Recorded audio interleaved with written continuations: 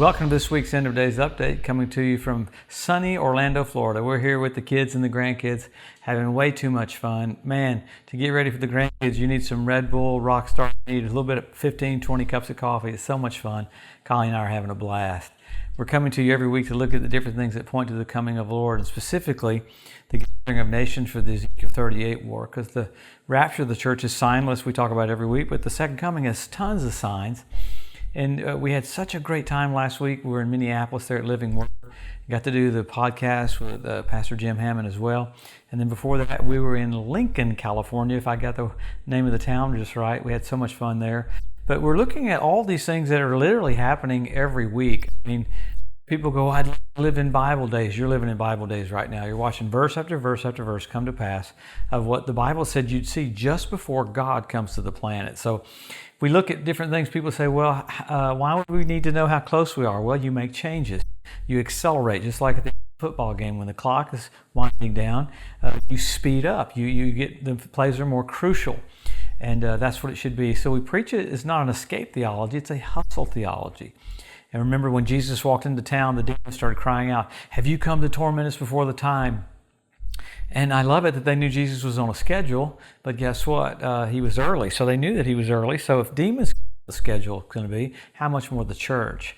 So in the Old Covenant, you had the tribe of Issachar that had an understanding of the times to know what the children of Israel ought to do, indicating if you don't know the times, you won't know what to do. Why?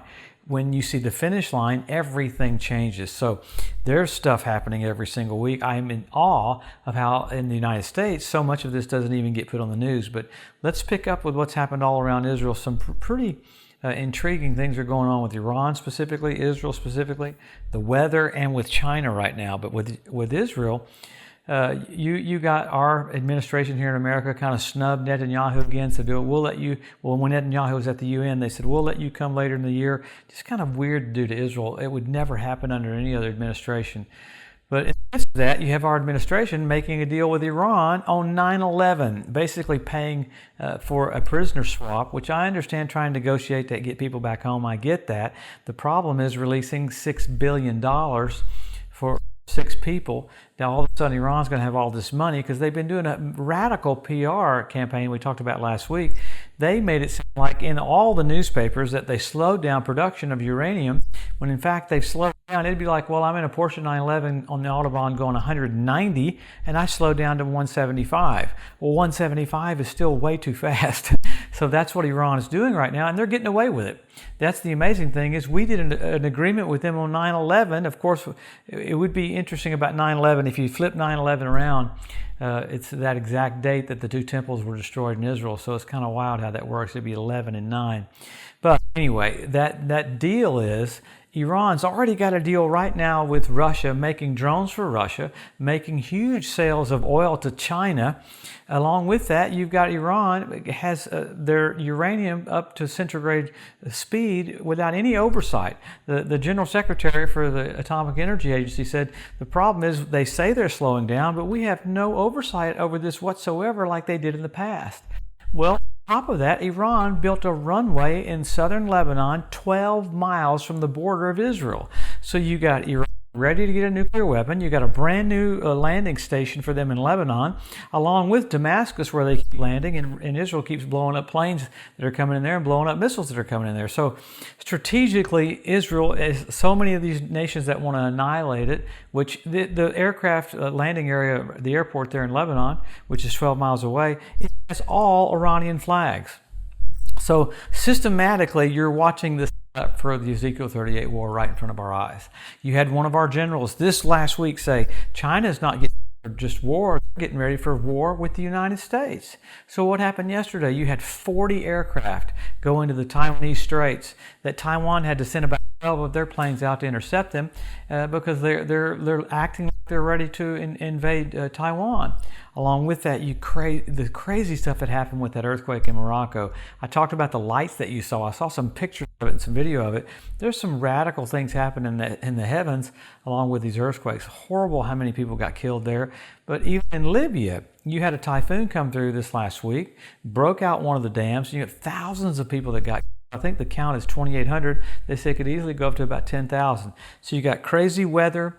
You got asteroids landing in Texas.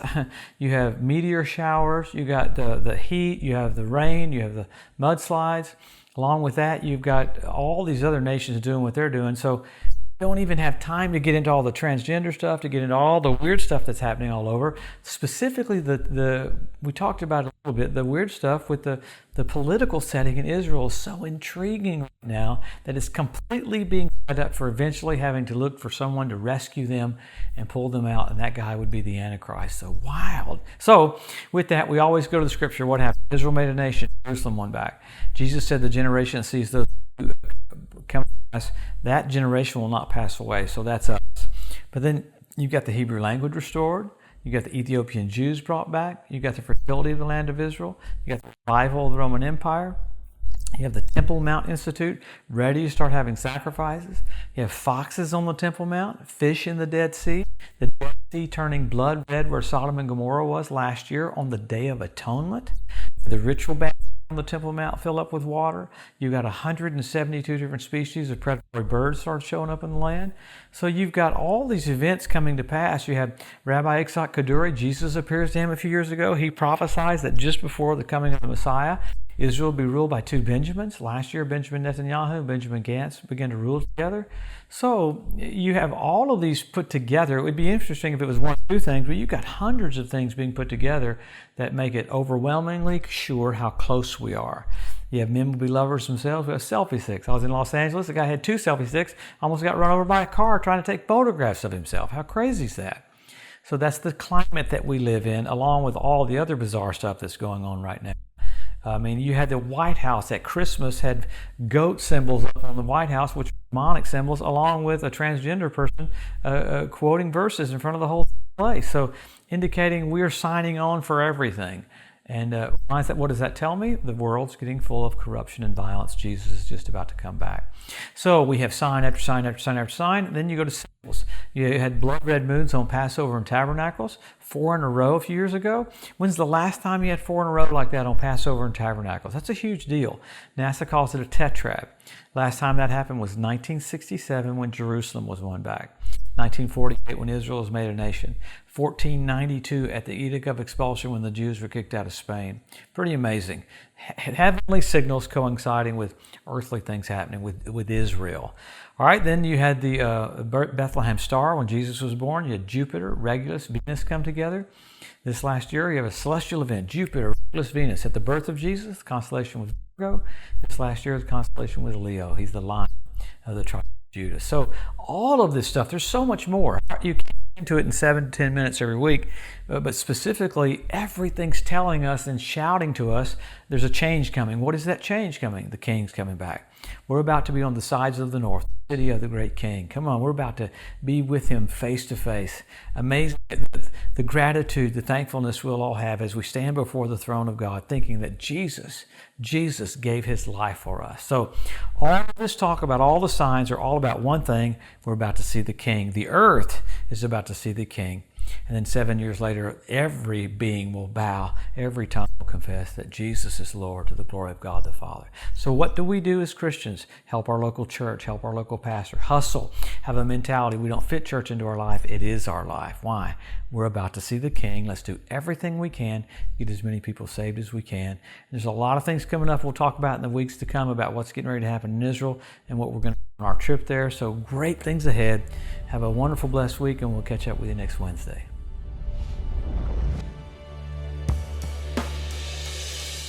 Thanks for joining us today at the End of Days Update. If you'd like to be notified every time there's a new post, just go to the EDU at josephmorris.com and subscribe to receive email alerts. If these posts and updates have been a blessing to you, please consider making a one-time donation to help get the message out, or even becoming a monthly partner with Joseph Morris Ministries. Thanks again for tuning in to the EDU, and we'll see you next week.